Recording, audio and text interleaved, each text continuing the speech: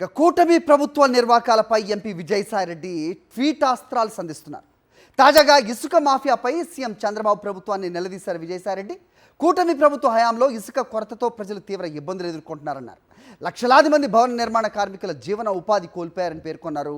వైఎస్ఆర్సీపీ హయాంలో టన్ను ఇసుక ధర కేవలం 475 రూపాయలకు అందితే కూటమి హయాంలో టన్ను ఇసుక ధర 3000 రూపాయలు పలుకుతుందన్నారు. ఇక చంద్రబాబు ప్రకటించిన ఉచిత ఇసుక పథకం నీటి మీద రాతల్లాగా తయారయ్యన్నారు Vijayasai Reddy.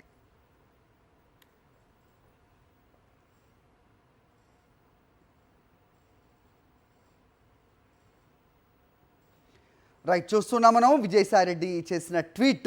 TDP the devil always lies in the detail. On one hand Chandrababu promises free sand, on the other hand TDP is causing sand scarcity in the state అనేది చాలా డీటెయిల్గా ఆయన రాశారు.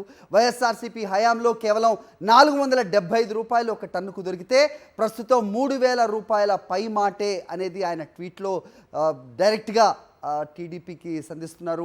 అలాగే at the rate of NCBN అంటే డైరెక్ట్గా చంద్రబాబు నాయుడు కూడా ఆయన ట్వీట్ చేస్తూ ఉన్నారు. ఇక ఆయన ఇచ్చిన హామీలు వాటి అమలు నీటిపై రాతలుగా ఉన్నాయంటూ ఆయన ట్వీట్లో ఘాటుగా స్పందించారు.